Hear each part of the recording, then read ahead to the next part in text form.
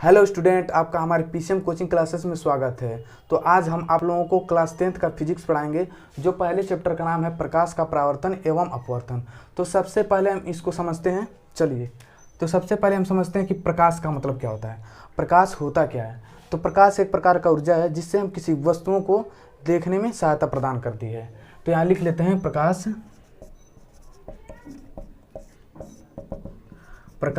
एक प्रकार का ऊर्जा है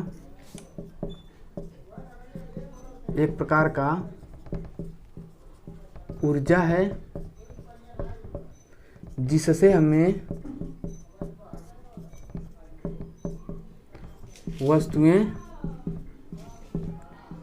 दिखाई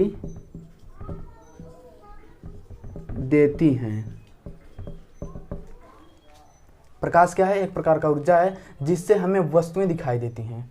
ठीक, अब देखिए कैसे वस्तुएं दिखाई देती हैं उस पर हम बात करते हैं। समझ जाइए, ये है एक मानव है, यहाँ कोई वस्तु रखा है। तो जब इस पर प्रकाश की किरण पड़ती है, तो यह मनुष्य के सीधे आंखों में, यहाँ टकराने के बाद सीधी मनुष्य के आंखों में जाती है, जिसके कारण हमें वस्तुएं दिखाई देती हैं। ठीक, अब हम बात करते हैं प्रकाश के गुण के बारे में। इसको आसान से एकदम आसानी भाषा में समझिएगा, ठीक, और प्रॉपर नोट्स बनाते रहिएगा। अब हम बात करते हैं प्रकाश का गुण। प्रकाश का गुण, पहला गुण है प्रकाश अदृश्य होता है, लेकिन इसकी उपस्थिति में हमें वस्तुएं दिखाई देती हैं। प्रकाश अदृश्य होता है,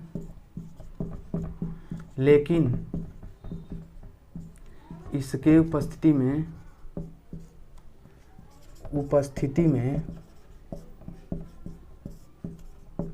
हमें वस्तुएं दिखाई देती हैं।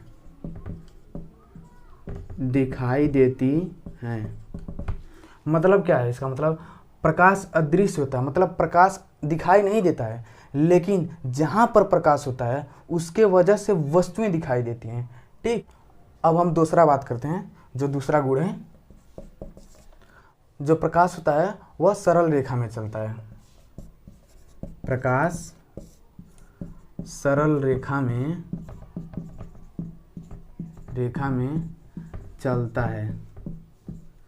चलता है या गमन करता है। मतलब जो है प्रकाश जो है वह सीधी रेखा में चलता है। ठीक, तीसरे गुण का बात करते हैं।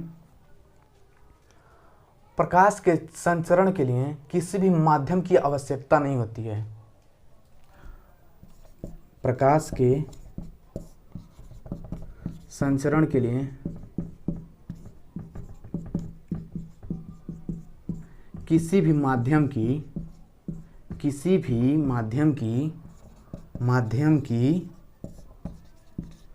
आवश्यकता नहीं होती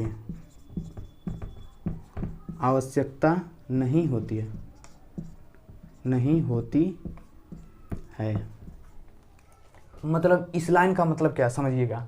जो प्रकाश है, प्रकाश को चलने के लिए किसी भी माध्यम की आवश्यकता नहीं होती। अगर समझ जाइए, हमको यहाँ से 100 किलोमीटर दूर जाना है तो हम किसी माध्यम से जरूर जाएंगे। मतलब हम मोटरसाइकिल से जाएंगे कि जल्दी दूरी को तय कर लें। तो अगर हमको जाना है तो हम किससे जाएंगे? मोटरसाइकिल से। वो हमारा एक माध्यम हो गया ना। उसी तरह मतलब हमको पहुंचाने के लिए, 100 किलोमीटर पहुंचाने के लिए मोटरसाइकिल माध्यम बना। उसी तरह प्रकाश के संचरण के लिए किसी भी माध्यम की आवश्यकता नहीं होती है। ठीक, यह अब इसमें एक और लिखिएगा, निर्वात में प्रकाश गमन कर सकता है।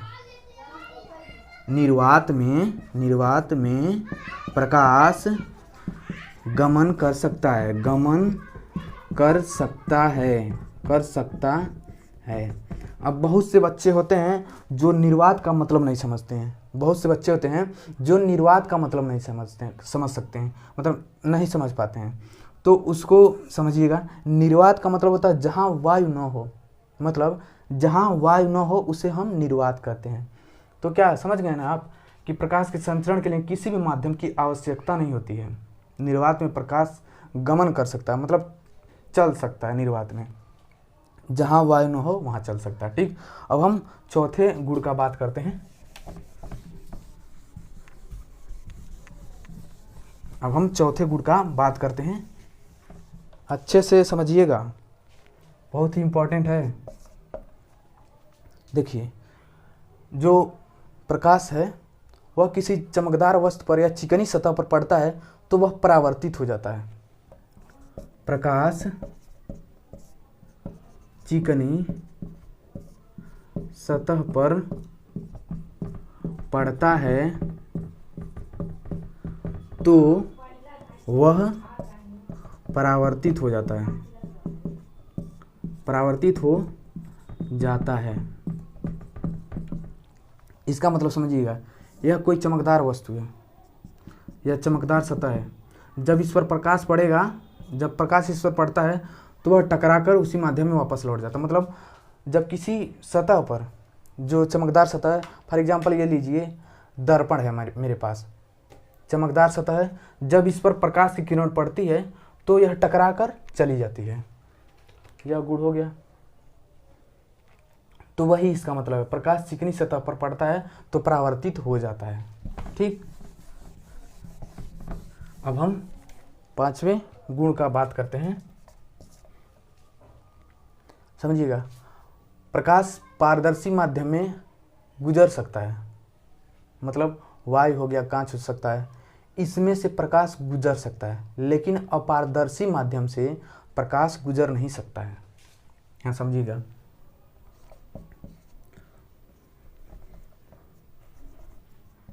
पारदर्शी माध्यम से क्या होता है, प्रकाश गुजर सकता है। ठीक, जो पारदर्शी माध्यम है उसमें से प्रकाश गुजर सकता है, लेकिन वहीं अगर बात करें अपारदर्शी माध्यम की, तो अपारदर्शी माध्यम में क्या होता है, अपारदर्शी माध्यम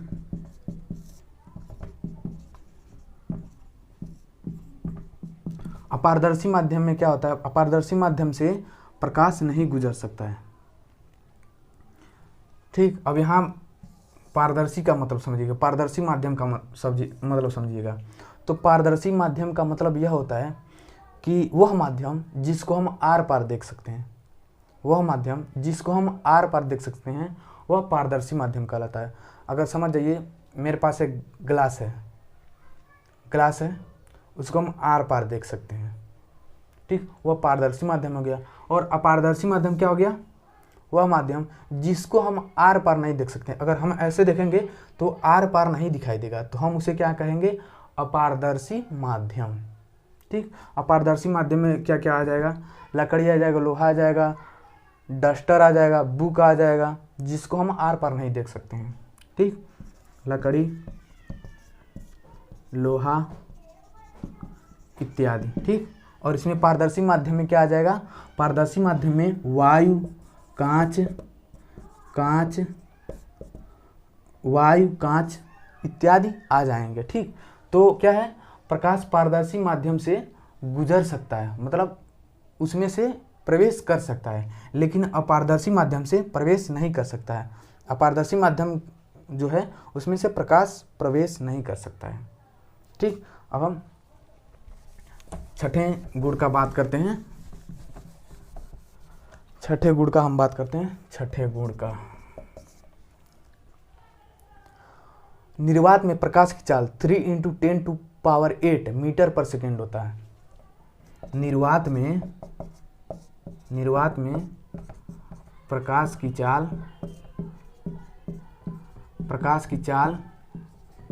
3 × 10⁸ मीटर पर सेकेंड होता है। समझिएगा, यहाँ पे निर्वात का मतलब हम आपको बताएं, निर्वात का मतलब क्या होता है कि जहाँ वायु न हो उसे हम निर्वात कहते हैं। तो निर्वात में प्रकाश की चाल कितना होता है, 3 × 10⁸ मीटर पर सेकेंड होता है। ठीक, समझ रहे हैं आप, धीरे धीरे बात को समझते रहिएगा। अब हम बात करते हैं सातवें गुण का। सातवां गुण यह कहता है कि जब यहाँ समझिएगा, यह एक माध्यम है, यह दूसरा माध्यम है। तो जब प्रकाश एक माध्यम से दूसरे माध्यम में जाता है तो वह अपने पथ से विचलित हो जाता है। इसका मतलब समझिएगा कि जब ये समझिए प्रकाश ऐसे पड़ा, यह कांच है, तो जब कांच में प्रवेश करेगा तो यह इसको इस डायरेक्शन में जाना चाहिए, लेकिन यह थोड़ा ऐसे हो जाएगा, मतलब थोड़ा अपने पथ से विचलित हो जाएगा। उसको उधर जाना चाहिए था लेकिन वो अपने पथ से खो गया।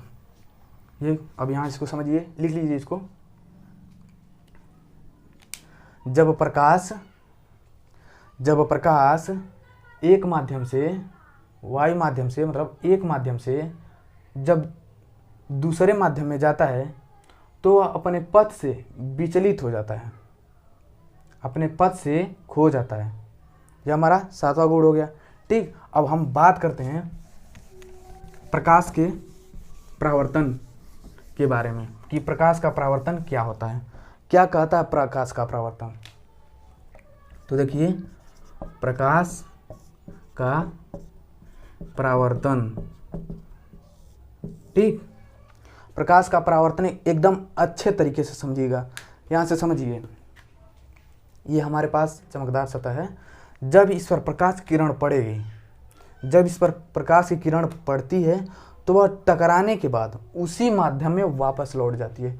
तो जो ये घटना हुआ है, जब पड़ी और टकरा कर वापस चली गई, तो वापस जाने की यह घटना जो होता है उसे हम प्रकाश का परावर्तन कहते हैं। तो हम लिखेंगे, जब किसी चिकनी या चमकदार सतह पर जब किसी चिकनी या चमकदार सतह पर प्रकाश पड़ता है तो वह टकराकर वापस उसी माध्यम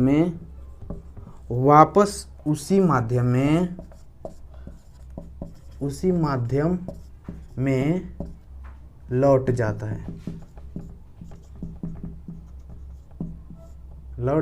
है। इसका मतलब समझिएगा कि मतलब ये हम क्या लिए थे, एक चेहरा देखने वाला वस्तु लिए थे। उसमें क्या हुआ, जब प्रकाश की किरण पड़ी तो वह टकराने के बाद परावर्तित हो गई, उसी माध्यम में परावर्तित हो गई। यह जो परावर्तित होने की घटना है ये, तथा यह जो परावर्तित होने की घटना है,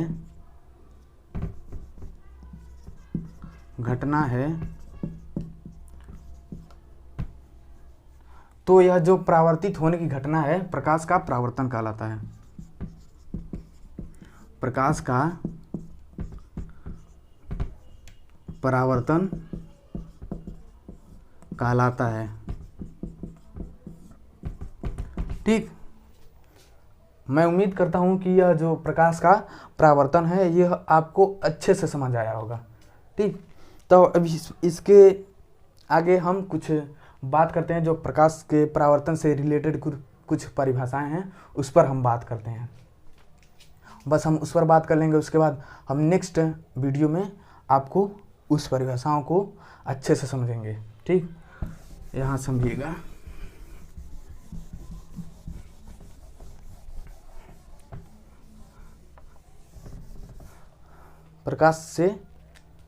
जो प्रकाश का परावर्तन हुआ है उससे संबंधित कुछ परिभाषाएं हैं।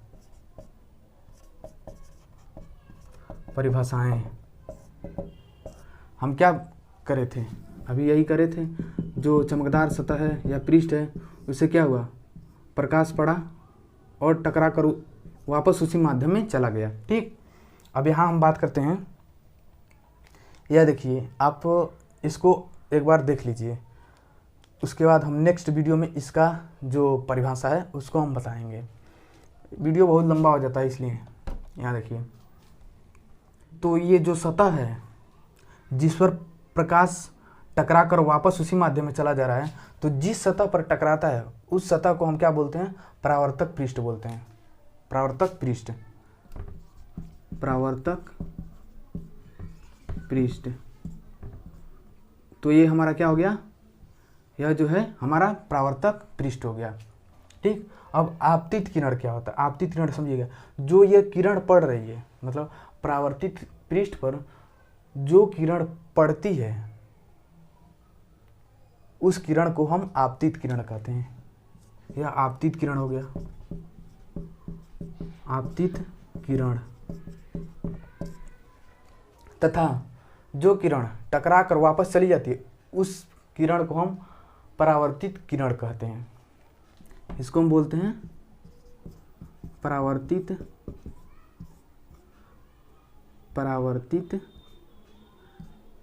किरण। ठीक, जो किरण पृष्ठ पर पड़ती है उस किरण को हम आपतित किरण कहते हैं, तथा जो किरण टकरा कर वापस चली जाती है उस किरण को हम परावर्तित किरण कहते हैं। ठीक, अब यहाँ समझिएगा, यह जो आपको दिखाई दे रहा है यह बिंदु, इसको हम बोलते हैं आपतन बिंदु। आपतन बिंदु, अच्छे से समझिएगा, आपतन बिंदु बोलते हैं। ठीक है, इसको देखिए, परावर्तक पृष्ठ पर आपतित किरण जिस बिंदु पर पड़ता है, परावर्तक पृष्ठ पर आपतित किरण जिस बिंदु पर पड़ता है उस बिंदु को हम आपतन बिंदु कहते हैं। उस बिंदु को हम आपतन बिंदु कहते हैं। ठीक, अब यहाँ देखिएगा, आपतन बिंदु तथा परावर्तक पृष्ठ के लंबवत खींची गई रेखा अभिलंब कहलाता है।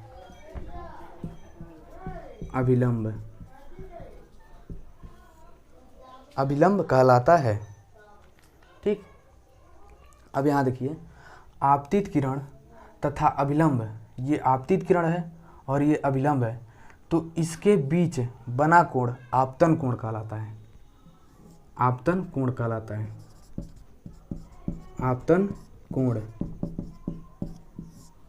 आपतन कोण कहलाता है। आपतन कोण को हम आई से रिप्रेजेंट करते हैं, मतलब आई से दर्शाते हैं। बहुत लोग कोण नहीं समझते हैं, तो कोण समझ लीजिएगा। जब कोई दो रेखाएं